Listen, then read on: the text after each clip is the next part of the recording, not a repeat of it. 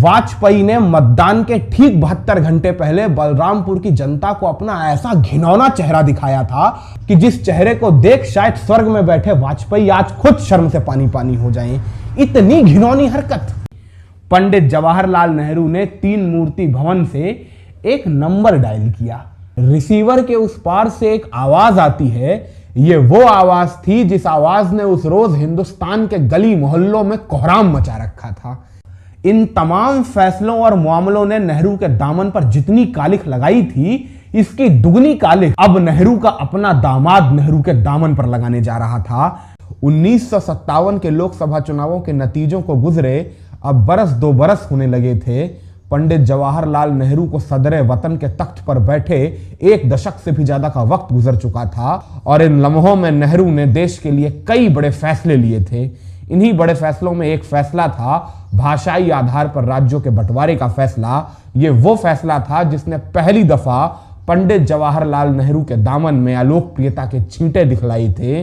देश के कई बड़े सूबों में नेहरू के खिलाफ आंदोलन तेज कर दिए गए थे, नेहरू के पुतले फूंके जा रहे थे और नेहरू के खिलाफ बगावत की यह धार कितनी पैनी थी, इसका अंदाजा खुद पंडित जवाहरलाल नेहरू को अपनी अहमदाबाद में की गई रैली में हो गया था, जब देश के प्रधानमंत्री और सर्वलोकप्रिय पंडित जवाहरलाल नेहरू की रैली को सुनने के लिए कोई आया तलक नहीं था। उस रोज जब नेहरू रैली करने के बाद अपने आवास 3 मूर्ति भवन लौटे तो पूरी रात नेहरू को नींद नहीं आई थी। मगर नेहरू की नींद उड़ाने के लिए महज नेहरू के खिलाफ हो रहे ये आंदोलन ही नहीं थे। उत्तर भारत की नब्ज कहे जाने वाले उत्तर प्रदेश और बिहार के वो गांव भी थे जिन गांवों में पंडित जवाहरलाल नेहरू के एक अपने ही दोस्त ने नेहरू के खिलाफ बगावत के सुर बुलंद कर दिए थे। और नेहरू का ये दोस्त कोई और नहीं, खुद डॉक्टर राम मनोहर लोहिया थे, जिन्होंने नेहरू के खिलाफ जमीन पर उतरकर गांव गली नुक्कड़ चौक चौराहों पर पिछड़ा मांगे 100 में 60 के नारे के साथ पिछड़ों की नई राजनीति की आवाज बुलंद की थी, जिससे पंडित जवाहरलाल नेहरू के माथे पर भी बल साफ तौर से नजर आ रहे थे। मगर नेहरू की मुसीबत सिर्फ लोहिया नहीं बढ़ा रहे थे, नेहरू की मुसीबत तो वो एक युवा सांसद भी बढ़ा रहा था जो सदन के भीतर अपने जादुई वक्तव्यों से पंडित जवाहरलाल नेहरू की नीतियों पर कुठाराघात करता तो उसके मुखार बिंदु से निकले एक एक लफ्जों को देश के बड़े समाचार पत्र अपने मुख्य पृष्ठ पर चस्पा कर पंडित जवाहरलाल नेहरू की सरकारी नीतियों के खिलाफ स्वतः ही एक जन जागृति अभियान सा चला रहे थे। मगर नेहरू के लिए मुसीबतों की एक कतार यही नहीं थमने वाली थी, क्योंकि नेहरू की असल मुसीबत तो बढ़ा रहे थे उनके खुद के अपने लोग। एक दौर हुआ करता था जब पंडित जवाहरलाल नेहरू अपने एक साथी को डॉक्टर राजेंद्र प्रसाद के बरक्स खड़ा कर देश का राष्ट्रपति बनाना चाहते थे। नाम था चक्रवर्ती राजगोपालाचारी, यानी सी राजगोपालाचारी, नेहरू के अभिन्न साथी, जिन्हें नेहरू देश का राष्ट्रपति बनाने के लिए खुद पटेल तलक से अड़ गए थे। मगर नेहरू के एक फैसले के चलते सी राजगोपालाचारी ने नेहरू के खिलाफ बगावत का झंडा बुलंद कर दिया था और अपनी अलग पार्टी बनाकर नेहरू के ही खिलाफ देश भर में प्रचार करते हुए नजर आ रहे थे। मगर ऐसा भी नहीं था कि नेहरू के लिए मुसीबतें सिर्फ और सिर्फ दूसरे लोगों ने पैदा की थी। खुद नेहरू ने भी कई दफा अपने ही गले में मुसीबत का सांप डाल लिया था। जैसे 1959 में किया गया उनका वो फैसला जिस फैसले के तहत उन्होंने इंदिरा गांधी को भारतीय राष्ट्रीय कांग्रेस का राष्ट्रीय अध्यक्ष नियुक्त करवा दिया था। और नेहरू के लिए गए इस एक फैसले के चलते देश भर में उनके विपक्षी उन पर परिवारवाद का आरोप मढ़ने लगे थे। यकीनन एक कहावत तो आप सबने सुनी होगी, करेले पर नीम चढ़ना। पंडित जवाहरलाल नेहरू के इंदिरा गांधी को राष्ट्रीय अध्यक्ष बनाए जाने के फैसले पर आलोचना अभी थमी भी नहीं थी कि भारतीय राष्ट्रीय कांग्रेस की नवनिर्वाचित राष्ट्रीय अध्यक्षा इंदिरा गांधी ने एक ऐसा फैसला ले लिया जिसने नेहरू की साख पर और बट्टा लगा दिया। जब इंदिरा ने 1959 में केरल में चल रही ईएमएस नंबूदरीपाद की लेफ्ट सरकार को जबरन गिरा दिया तो देश भर के विपक्षियों ने नेहरू पर लगे हाथ परिवारवाद के साथ तानाशाही के आरोप भी मढ़ दिए। यकीनन अब आप सबको नेहरू के कंधों पर मुसीबतों का अंबार सरीखा नजर आ रहा होगा, मगर ये तमाम फैसले और मामले एक तरफ और अब जो आगे होने वाला था वो एक तरफ। इन तमाम फैसलों और मामलों ने नेहरू के दामन पर जितनी कालिख लगाई थी, इसकी दुगनी कालिख अब नेहरू का अपना दामाद नेहरू के दामन पर लगाने जा रहा था। फिरोज ने सदन के पटल पर खड़े होकर पंडित जवाहरलाल नेहरू की अपनी सरकार के खिलाफ एक वित्तीय घोटाले का खुलासा क्या किया, देश भर की सियासत में भूचाल आ गया। पंडित जवाहरलाल नेहरू की सरकार में वित्तीय घोटाला यह कल्पना से परे था लोगों के, मगर फिरोज ने साक्ष्यों के साथ अपने तर्क इतनी मजबूती से रखे थे कि खुद पंडित जवाहरलाल नेहरू भी अपनी सरकार में हुए मुंदड़ा घोटाले से आंख नहीं मूंद सके थे। और सोने पे सुहागा यह कि इन तमाम मुसीबतों के बीच 1962 के लोकसभा चुनाव देश की दहलीज पर अपनी दस्तक दे रहे थे और अब पंडित जवाहरलाल नेहरू के पास दूसरा कोई चारा ही नहीं बचा था सिवाय इसके कि वो इन तमाम आरोपों का जवाब देते हुए देश की जनता के बीच आगामी लोकसभा चुनावों में पूरी तरह तैयार होकर जाएं, जिससे जनता उन्हें एक दफा फिर देश के प्रधानमंत्री के पद पर बिठाए। मगर नेहरू जानते थे यह इस दफा इतना आसान नहीं होने वाला है, इसलिए पंडित जवाहरलाल नेहरू पूरी तरह से कांग्रेस पार्टी के समर्पित कार्यकर्ता की तरह इन चुनावों में रणनीति बनाने में जुट गए। यह पहली दफा था जब पंडित जवाहरलाल नेहरू लोकसभा चुनावों में जीत के लिए इतने जज्बाती नजर आ रहे थे। वैसे पहली दफा तो ये चुनाव भी ऐसे थे जिन चुनावों में हर सीट से सिर्फ और सिर्फ एक प्रत्याशी ही चुना जाना था। क्योंकि इसके पहले के दोनों लोकसभा चुनावों में हम आपको पहले ही बता चुके हैं कि कई ऐसी सीटें होती थीं जिन सीटों पर 2 या 3 प्रत्याशी भी चुने जाते थे।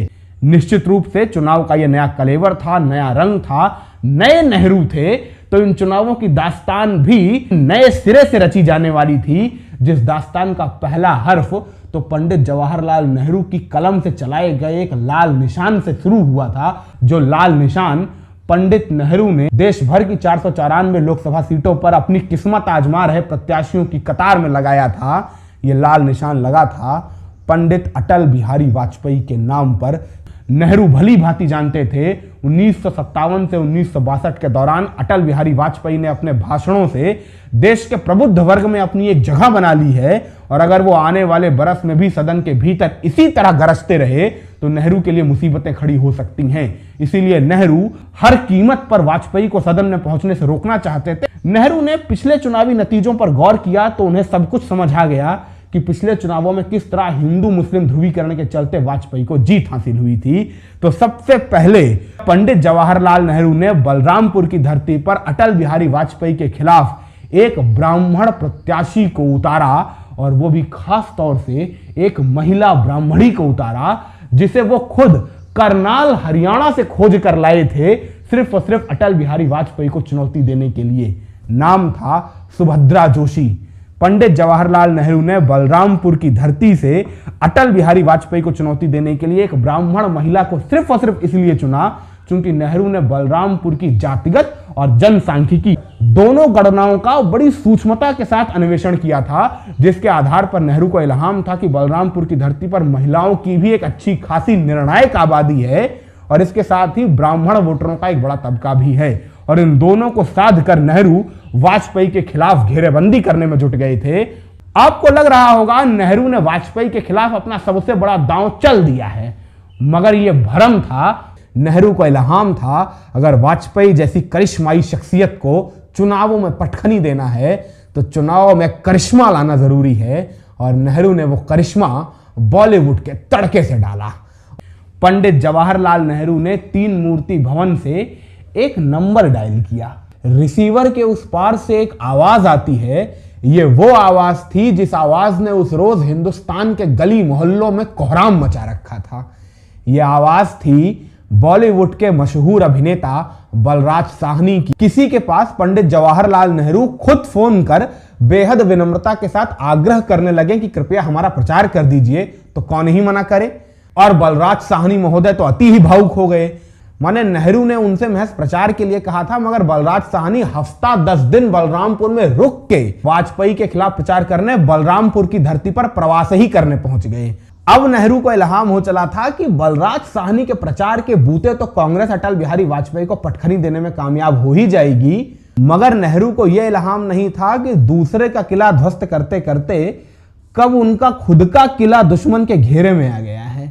पंडित जवाहरलाल नेहरू जिस फूलपुर लोकसभा सीट से चुनाव मैदान में थे, उस फूलपुर लोकसभा सीट से चुनाव लड़ने का ऐलान जानते हैं किसने कर दिया था? पंडित जवाहरलाल नेहरू के पुराने दोस्त डॉक्टर राम मनोहर लोहिया ने। और यह एक ऐलान होना भर था कि देश भर की निगाहें फूलपुर की सीट पर जाकर टिक गई। इसलिए नहीं कि इस सीट से नेहरू लड़ रहे थे, वो तो बीते 2 चुनावों से लड़ रहे थे। इसलिए कि इस सीट पर डॉक्टर राम मनोहर लोहिया ने चुनाव लड़ने का ऐलान कर दिया है। नेहरू को जब इस बाबत खबर लगी कि उनकी सीट से उनके खिलाफ डॉक्टर राम मनोहर लोहिया चुनावी मैदान में हैं, तो पंडित जवाहरलाल नेहरू के भीतर का वो एक स्थानीय अहम सा जग गया। माने हमारे इलाहाबाद में आके हमें चुनौती, पंडित जवाहरलाल नेहरू को चुनौती इलाहाबाद में आके। तो नेहरू ने राम मनोहर लोहिया के नाम एक खत लिखा, जिस खत में नेहरू ने बाकायदा लिखा, प्रिय राम मनोहर, मुझे सूचना मिली तुम मेरी सीट पर मेरे खिलाफ चुनाव लड़ने जा रहे हो। मेरा वादा है आपसे, मैं अपनी सीट पर चुनाव प्रचार करने तलक नहीं आऊंगा, जैसा पिछले 2 लोकसभा चुनावों में किया था। आपको जितनी ताकत लगानी हो लगा लीजिए, देखते हैं चुनावी नतीजे क्या आते हैं। डॉक्टर राम मनोहर लोहिया ने इसे नेहरू की चुनौती के तौर पे लिया। लोहिया ने ठान लिया था कि वो इस फूलपुर की सीट पर वो चक्रवात पैदा करके दिखाएंगे कि देश के प्रधानमंत्री को मजबूर होना पड़ेगा फूलपुर की धूल फांकने के लिए। मगर ये इतना आसान भी नहीं होने वाला था, क्योंकि पंडित जवाहरलाल नेहरू 17 वर्ष के प्रधानमंत्री हो चुके थे। उनके पास ताकत, संसाधन, पैसे, संगठन सब कुछ था, और लोहिया तब देश के एक दफा के सांसद भी नहीं बने थे। तो ना संसाधन थे, ना पैसे थे, ना रकबा था, ना संगठन था, ना कार्यकर्ता थे। मगर इसके बावजूद सिर्फ लोहिया ने अपने हौसले के जरिए वो लड़ाई लड़ी थी। खाने तलक को पैसे नहीं होते थे लोहिया के पास। जिस गांव में प्रचार करने जाते थे, उसी गांव की खाट पर सो जाया करते थे। गांव के लोग जो कुछ बना के दे दिया करते थे वही खा लेते थे। मगर ऐसा नहीं था कि लोहिया इस असंभव सरीखी लड़ाई में अकेले थे। इसीलिए देखते ही देखते देश भर के समाजवादी नेताओं की एक बड़ी आमद फूलपुर के गांव में नजर आने लगी। लोग हाथों में लाई चना की पन्नी थामे, कांधे पर एक बोझा टांगे, गांव की पगडंडियों पर घूम घूम के नेहरू की नीतियों के खिलाफ चुनाव प्रचार करने लगे।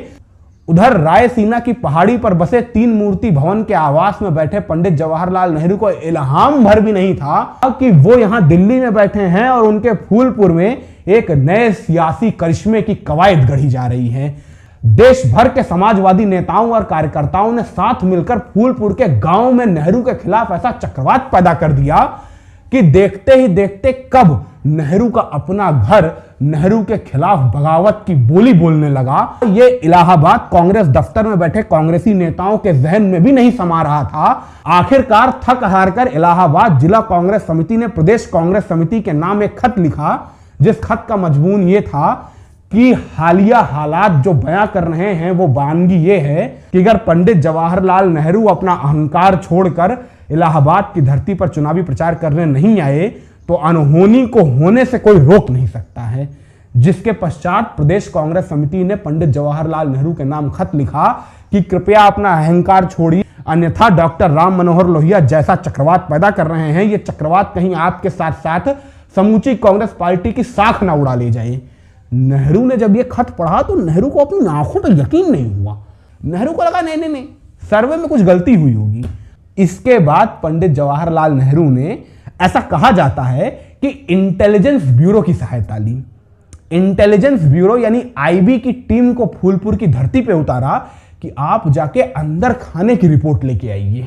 जिसके बाद आईबी की टीम फूलपुर के गांवों में उतरी और तकरीबन 1 हफ्ते के बाद अंदर खाने की समूची रिपोर्ट लेकर पंडित जवाहरलाल नेहरू के हाथों में सुपुर्द की। नेहरू रिपोर्ट हाथ में लेकर पन्ने पलटते हैं तो नेहरू के जहन के ख्यालात पलटने लगते हैं। नेहरू को अब इल्हाम हो चला था कि अगर अब वो अपना अहम त्याग कर फूलपुर की धरती पर चुनाव प्रचार करने नहीं उतरे तो बाजी तो गई हाथ से। क्योंकि इंटेलिजेंस ब्यूरो ने भी अपनी रिपोर्ट में यही दावा किया था कि अगर आप चुनाव प्रचार करने नहीं उतरे तो डॉक्टर राम मनोहर लोहिया ये चुनाव आपके हाथों से निकाल कर लेकर चले जाएंगे। जिसके बाद पंडित जवाहरलाल नेहरू, जिन्होंने खुली चिट्ठी में लोहिया को चुनौती दी थी कि वो कभी चुनाव प्रचार करने नहीं आएंगे, वो अपना वादा तोड़ न सिर्फ चुनाव प्रचार करने फूलपुर में उतरे बल्कि 4 दिन 5 दिन का चुनावी प्रवास भी किया, 3 दफा का चुनावी प्रवास किया।